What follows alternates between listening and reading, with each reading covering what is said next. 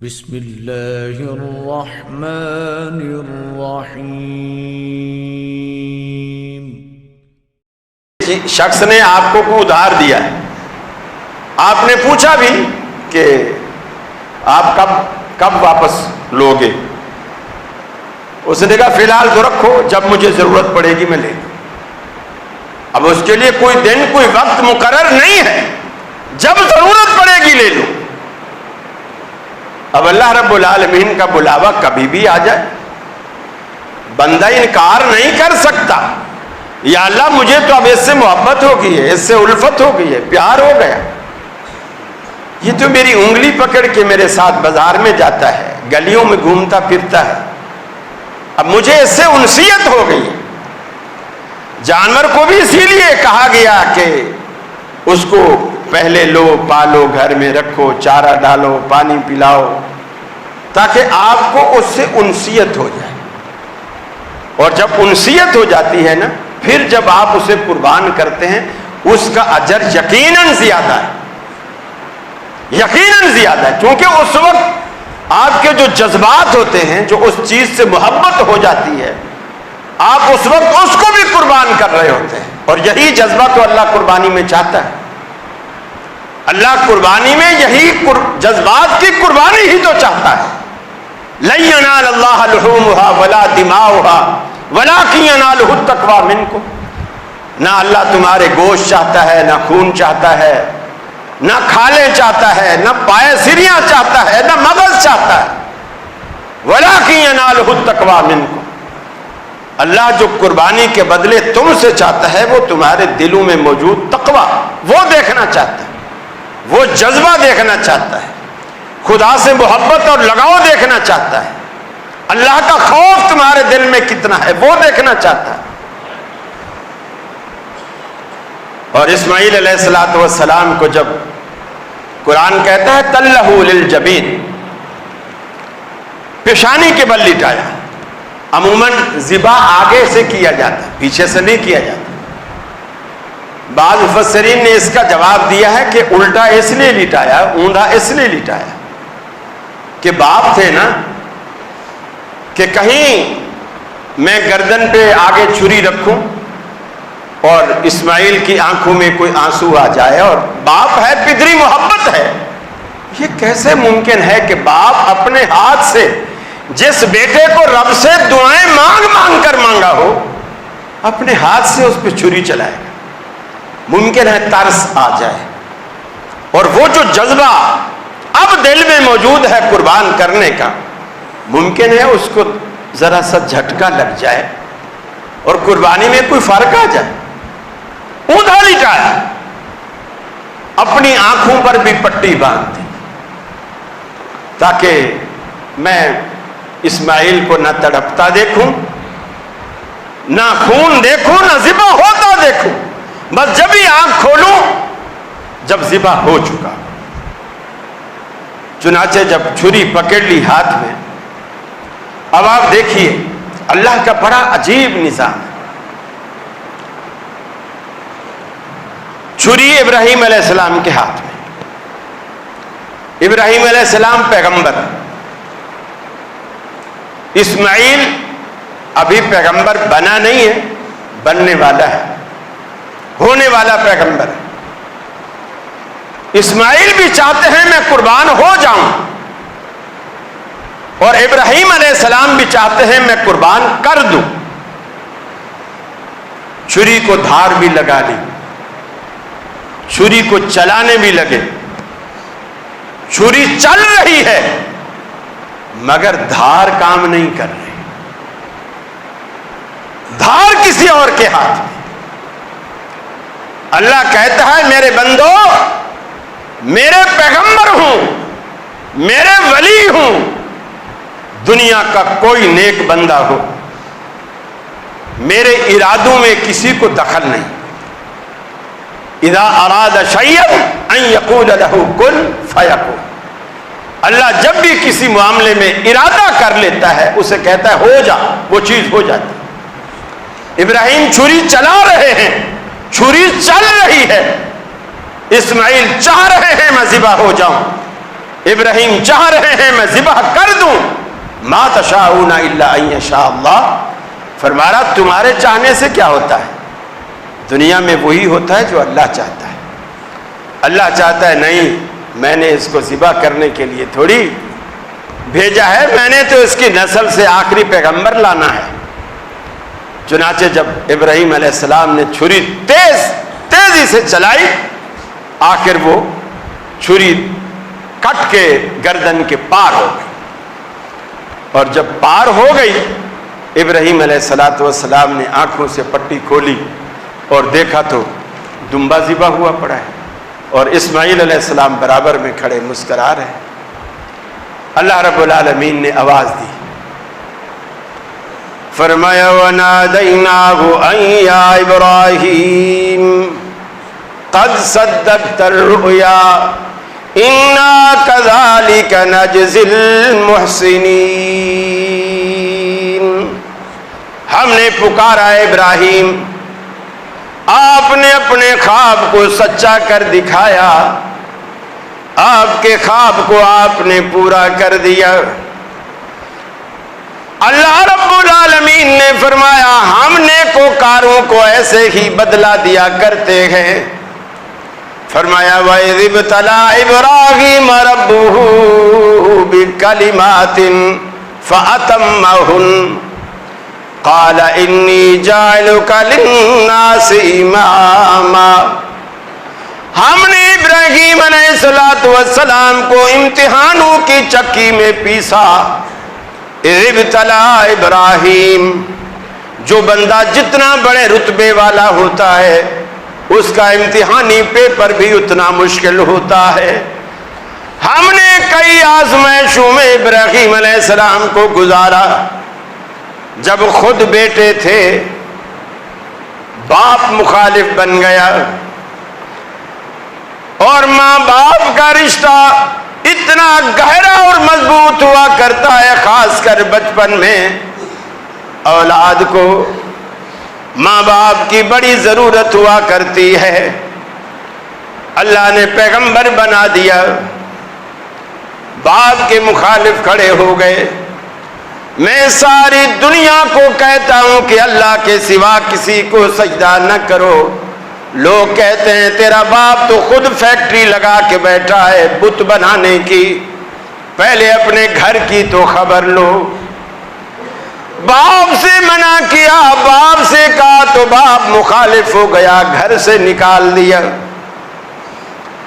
جب بیٹا تھے تو اس کی محبت میں باپ جیسے رشتے کو بھی قربان کر دیا۔ انسان کو اپنی جان سے سب سے زیادہ محبت ہوا کرتی ہے، لیکن اللہ رب العالمین کی محبت میں آگ میں جانا پڑا تو کود گئے، دریغ نہیں کیا۔ یہ الگ بات ہے کہ رب العالمین نے فرمایا یا نار کونی بردا وسلاما، اے آگ خبردار، تیرے اندر ہمارا مہمان ابراہیم آ رہا ہے، ساری دنیا کو تجھے جلانے کی اجازت ہے، لیکن میرے ابراہیم کا ایک بال بھی بیکا نہیں ہونا چاہیے۔ چنانچہ اللہ رب العالمین نے اس نار کو بھی گلزار بنا دیا سیدنا ابراہیم علیہ السلام کی خاطر۔ اور جب رب العالمین نے شادی کرا دی، بیٹا بھی دے دیا، لختے جگر چھوٹا گود والا بچہ، اللہ نے کہا ان کو ویرانے میں بٹھا دے۔ اس بھی آب ہو گیا آبادی میں جہاں نہ پانی ہے نہ دانا ہے، نہ کوئی درخت ہے نہ پھل فروٹ ہے نہ آبادی ہے، ایک مشکیزہ پانی کا، ایک تھیلا کھجور کا۔ اور ربنا انی اسکنت من ذریتی بواد غیر ذی زرع عند بیتک المحرم، اللہ میں نے اپنے بیوی بچے تیرے کہنے پر تیرے حکم سے ایسی جگہ تیرے مقدس گھر کے پاس بٹھا دیے ہیں، صرف تیرے سہارے پر۔ اللہ رب العالمین نے یہ آزمائش بھی لی تو اس میں بھی پورے اترے۔ اور جب بیٹا چلنے پھرنے کے قابل ہو گیا تو اللہ نے کتنی بڑی آزمائش ڈالی. اے ابراہیم، جس بیٹے کو تو نے دعائیں مانگ کر مانگا تھا، ہمیں تیرے بیٹے کی قربانی چاہیے. یہ بھی نہیں کہا الہ العالمین زندگی کے 10-12 سال اور تو اس کے ساتھ بتانے دے، نہیں، اسی وقت ابتلا ابراہیم ربہ بکلمات، اللہ تعالیٰ نے جب امتحانوں کی چکی میں ابراہیم علیہ السلام کو پیسا، امتحانوں میں سے گزارا. سرخرو ہوتا ہے انسان ٹھوکریں کھانے کے بعد، رنگ لاتی ہے ہنا پتھر پہ پس جانے کے بعد. مہندی کا رنگ ایسے نہیں آتا جب تک اسے پیسا نہ جائے، اسے رگڑا نہ جائے. انسان بھی ان آزمائشوں سے گزر کر کندن بن جاتا ہے، خالص سونے سے بھی زیادہ نکھر کر سامنے آتا ہے. چنانچہ ابراہیم علیہ السلام جب ان ساری آزمائشوں میں پورے اترے، اب جب ایک ہونہار ایسا شخص جسے آپ نے کوئی مہم کسی مشن پہ بھیجا ہو اور وہ مشن اپنا پورا کر کے آپ کے سامنے آج کھڑا ہو، تو پھر انعام دینے کو بھی تو دل چاہتا ہے نا، پھر انعام بھی تو دیا جاتا ہے. اللہ نے کہا ابراہیم، تو نے ہماری آزمائشوں میں جو کامیابی کے جوہر دکھائے ہیں، ہمارا دل چاہتا ہے ہم تمہیں انعام دیں. انعام کیا دیا؟ انی جاعلک للناس اماما. اے ابراہیم، ہم تمہیں پوری کائنات کا امام بناتے لوگوں کے لیے. اور یہ بھی ابراہیم علیہ السلام کا منصب ہے کہ آج جو پوری دنیا کا سردار جناب محمد الرسول اللہ صلی اللہ علیہ وسلم کا آپ کی اولاد میں سے ہونا، یہ بھی اسی انعام کا نتیجہ ہے. دیکھیے، دادا خود بادشاہ ہو پھر بیٹا بن جائے، دادے کی زندگی میں بن جائے، باپ کی زندگی میں بن جائے، پھر بھی باپ خوش رہتا ہے، میری حکومت. پھر پوتا بن جائے، پھر بھی دادا خوش ہوتا ہے، میری حکومت. پر پوتا بن جائے، پھر بھی دادا خوش ہوتا ہے، میری حکومت. اللہ رب العالمین نے یہ ایسا انعام دیا ابراہیم علیہ السلام کو کہ رہتی دنیا تک اس میں کسی طرح کا بھی کوئی نقصان نہیں، کسی طرح کا. وہ عزت، وہ اعزاز، وہ وقار، یہ قربانی کے بعد. اور ہم ایک جانور پہ چھری چلاتے ہوئے کتنے لوگ ہوتے ہیں جو مسئلے پوچھ رہے ہوتے ہیں، یقین مانیے سارا دن یہی ہم سے یہی کام لیتے ہیں لوگ. کبھی کدھر سے فون، کبھی کدھر سے فون. وہ جی ہم مقروض ہیں تو ہم پر قربانی تو نہیں بنتی نا. مقصد یہ ہوتا ہے قربانی تو ہم کرنا نہیں چاہتے، کسی طرح مولوی کے منہ سے یہ نکل جائے کہ ہاں تم پر قربانی نہیں بنتی، تو بس یہ ہے کہ ہمارے پاس ایک جواز بن جائے گا کہ ہم تو کرنا چاہتے تھے، قاری خلیل نے کہا تھا نہیں کرنی چاہیے، کوئی حرج نہیں، تم مقروض. میرے بھائی دیکھیے، قرضے کی قسمیں، ایک وہ قرضہ ہے جو کاروباری قرضہ ہے. مثلا ایک فیکٹری میں نے لگانی ہے، وہ 5 کروڑ کی فیکٹری آئے گی، میرے پاس 2.5 کروڑ ہے. اسٹیٹ بینک 2.5 کروڑ مجھے قرض دیتا ہے، سود پہ دیتا ہے لیکن دیتا ہے. اب 5 کروڑ سے میں نے فیکٹری لگا دی. اب اس فیکٹری سے جو بھی نکل رہا، چاہے وہ کپڑا نکل رہا ہے، جو بھی پروڈکٹ تیار ہو رہی ہے، پر پیس وہ جو گورنمنٹ کو اس نے دینا ہے پر پیس اس میں شامل ہوتی ہے، وہ قیمت جو سود دینا ہے وہ بھی اس میں شامل ہوتی ہے. ہم سارا کچھ پر پیس کے حساب سے اسے ادا کرتے ہیں.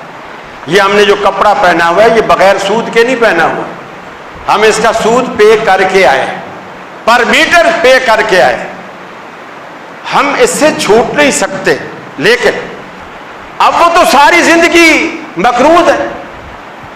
اب 5 کروڑ کی فیکٹری لگائے بیٹھا ہے اور مسئلہ پوچھ رہا ہے کہ میں تو مقروض ہوں. اس طرح تو پورا پاکستان ورلڈ بینک کا مقروض ہے، پورا پاکستان. ہم سارے بھکاری ہیں، مقروض ہیں. ہم میں سے تو پھر پاکستان کو تو قربانی بنتی ہی نہیں ہے. نواز شریف مقروض ہے, زرداری مقروض ہے, عمران خان مقروض ہے, سارے مقروض ہیں. کسی پر قربانی نہیں بنتی.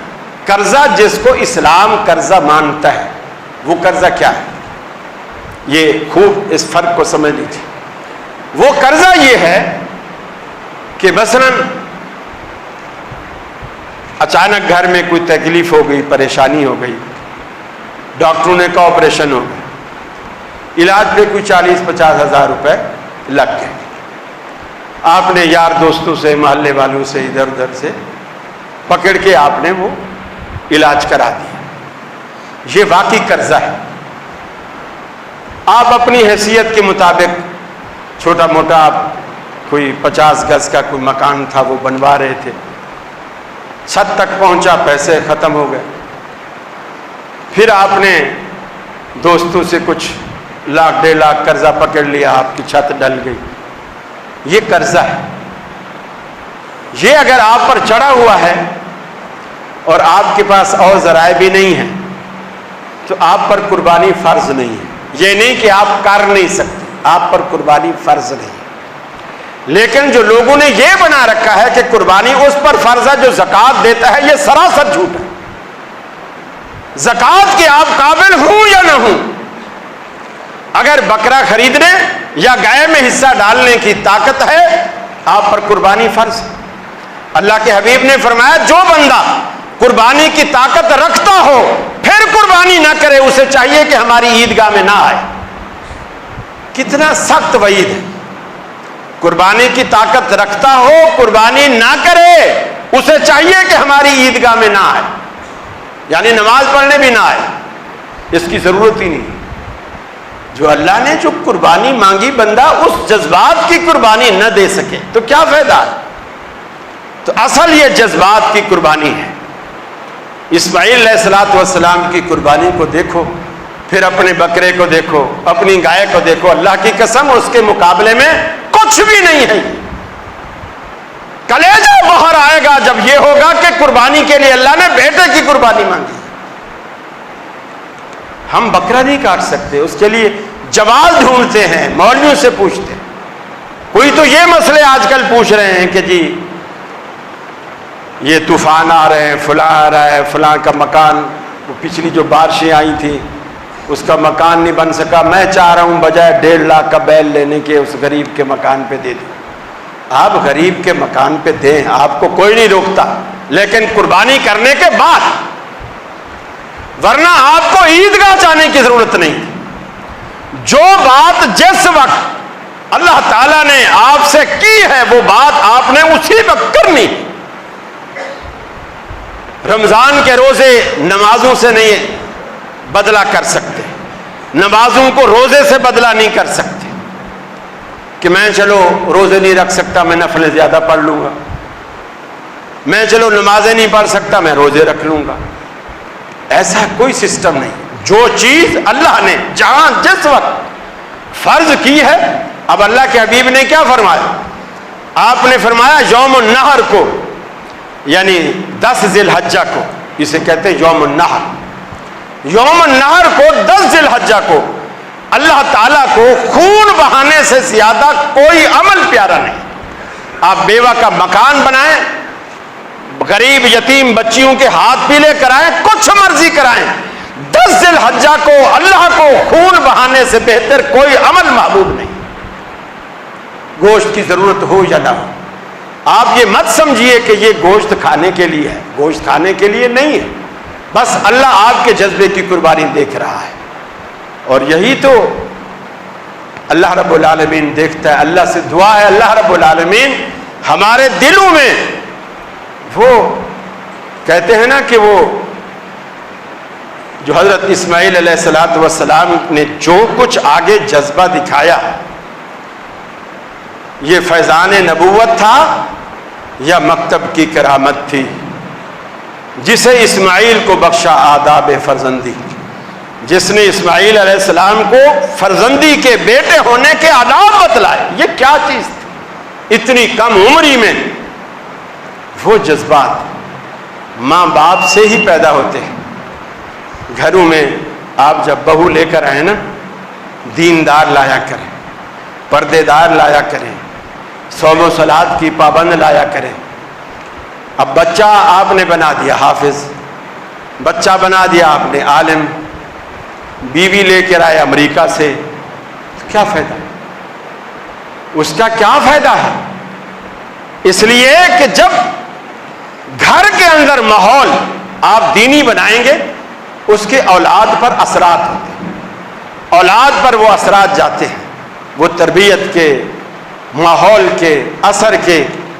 پرانے زمانے میں عورتیں چکی پیستی تھی، یقین مانیے بچے گود میں ہوتے چکی پیستی، قرآن کی حافظ ہوتی، نہیں تو کچھ نہ کچھ اچھی خاصی صورتیں یاد ہوتی تھی، چکی پیستی رہتی تھی، قرآن پڑھتی رہتی تھی، بچے گود میں پڑے پڑے قرآن سے مانوس ہو جاتے تھے، قرآن سے مانوس ہو جاتے تھے۔ آپ تو لوریاں دے کے بچوں کو سلاتے ہیں نا، پھر وہ مائیں، بچے اتنے مانوس ہوتے تھے کہ ان کو قرآن کی وہ صورتیں جو بچپن میں گود میں انہوں نے سنی ہوتی تھی، وہ جب ان کو سناتی تو ان کو نیند آ جاتی، ان کے لیے وہی لوری بن جاتی۔ آپ صرف عادت تو بدلے نا، بچوں کے جذبات پیدا کریں۔ اللہ رب العالمین سے دعا ہے اللہ مجھے بھی آپ کو بھی عمل کی توفیق عطا فرمائے، ہمارے اندر اللہ رب العالمین قربانی کے وہی جذبات پیدا فرمائے، اور ان قربانیوں کو ہماری بخشش کا، نجات کا ذریعہ بنائے۔ وآخر دعوانا ان الحمد للہ رب